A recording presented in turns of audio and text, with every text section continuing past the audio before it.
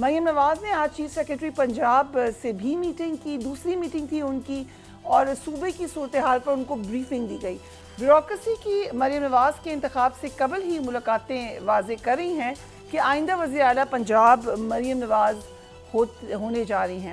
تحریک انصاف کے امیدواروں کے حوالے سے آج اسد کیسر اور گوہر خان نے باقاعدہ اعلان کیا اپنی میٹنگ کے بعد، جو کہ ان کی پی ٹی آئی چیئرمین سے ہوئی۔ Let's watch that. میں آج اناؤنس کرنا چاہتا ہوں کہ عمر ایوب صاحب کو جو ہے نا خان صاحب نے پرائم منسٹر کینڈیڈیٹ کے لیے اپوائنٹ کیا ہے، اور وہ انشاءاللہ تعالی جو ہے نا طریقے صاحب کا کینڈیڈیٹ ہوگا پرائم منسٹر پورٹ فولیو کے لیے۔ پنجاب میں وزیر اعلیٰ کا کینڈیڈیٹ ہمارا میاں اسلم صاحب ہوں گے، بلوچستان میں ہمارا سی ایم کا کینڈیڈیٹ سالار صاحب ہوں گے، کے پی کے میں اسپیکر کی امیدوار خان صاحب نے نامزد کیا ہے عاقب اللہ صاحب کو۔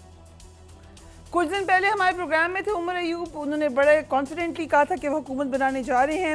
آج یہ بھی فیصلہ کیا ہے پی ٹی آئی نے کہ گوہر خان کی سربراہی میں ایک وقت مولانا فضل الرحمان سے ملاقات کرے گا۔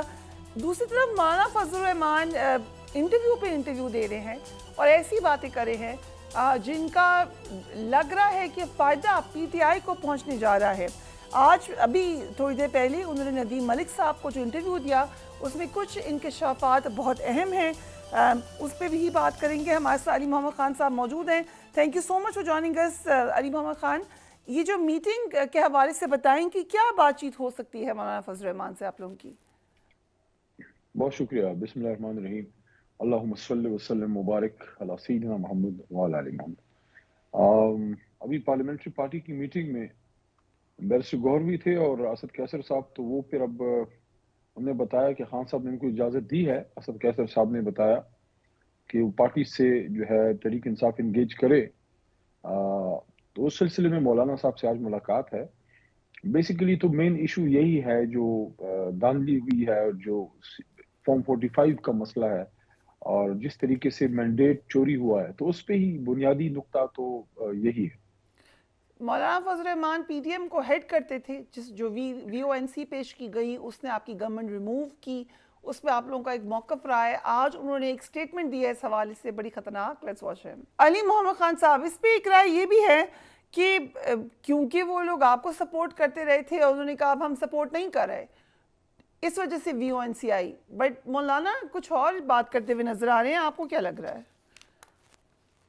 جی، مولانا صاحب نے آج بڑی یہ سنگین الزام ہے، اور اس طرح سے تو بہت میں سمجھتا ہوں کہ ایک زمین ہلا دینے والی بات ہے کہ جو اس وقت پی ڈی ایم کے ہیڈ تھے، ظاہر ہے ساری موومنٹ مولانا صاحب کے نیچے ہی تھی۔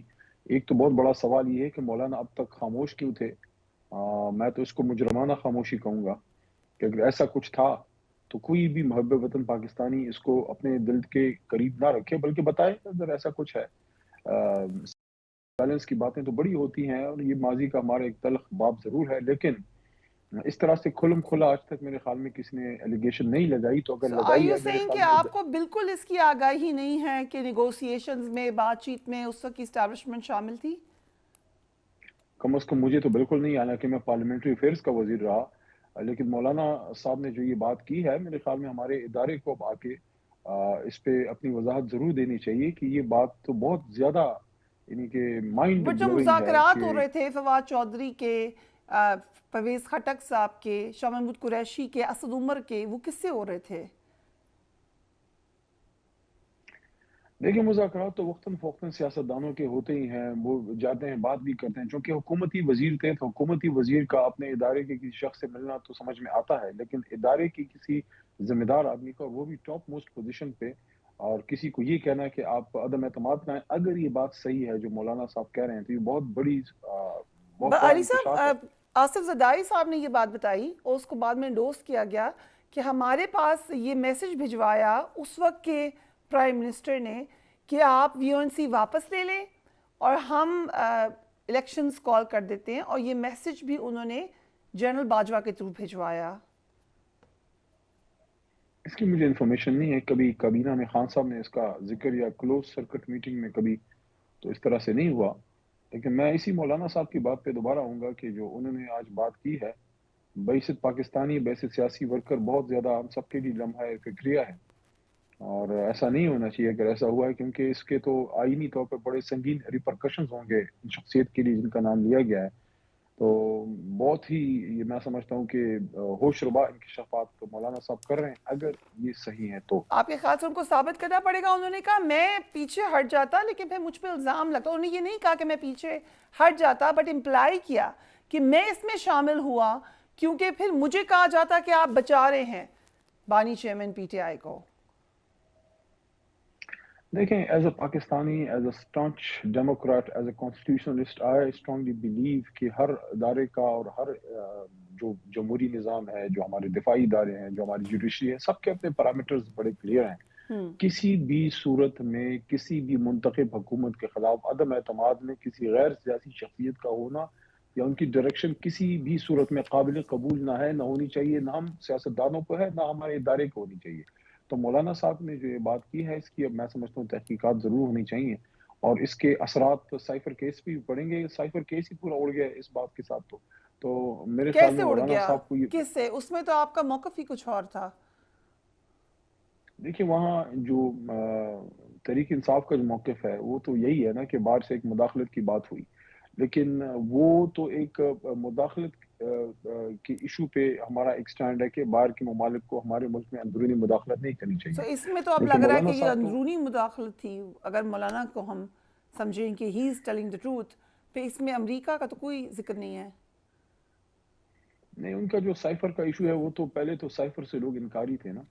وہ تو اب سائفر ایک حقیقت کے طور پہ سامنے آ گئی ہے کہ بالکل یہ موجود تھی. پہلے تو لوگ اس سے انکاری تھے کہ سائفر تھا ہی نہیں. تو اب یہ بات اگر مولانا صاحب کر رہے ہیں تو یہ بڑی سنگین، ویسے بڑا سنگین الزام ہے. میں اطلاع اس بھی کی دے دوں، تحریک انصاف کا وفد پہنچ گیا مولانا فضل الرحمان کی طرف. آپ کا کیا خیال ہے؟ وہ تھینک یو کریں گے مولانا کو یا کہیں گے کہ آپ نے ہمیں مشکل میں ڈال دیا؟ کیا کہیں گے؟ تو کیا انہوں نے مشکل میں ڈالنا ہے؟ یہ بات بھی ہے، انہوں نے اپنے پی ڈی ایم اور اپنے آپ ہی سوال اٹھائے ہیں کہ اگر نہیں کی تو اس وقت اب تک خاموش کیوں تھے. اور یہ باتوں کو کسی بھی محب وطن پاکستانی کو جو جمہوریت پہ یقین رکھتا ہے، جمہوریت پہ، آئین پہ، وہ بات 2 سال سینے سے نہیں لگانی چاہیے. ان کو چیز ہی چاہیے تھی. اور اس میں سمجھتا ہوں کہ جس تقسیم کا ذکر انہوں نے کیا ہے ان کی طرف سے بھی وضاحت آنی چاہیے. میرے خیال میں سیاست کی جگہ، لیکن یہ چیزیں سیاست میں بہرحال نہیں ہونی چاہیے. اس قاسم خان سوری صاحب نے بھی فٹافٹ ٹویٹ کیا ہے.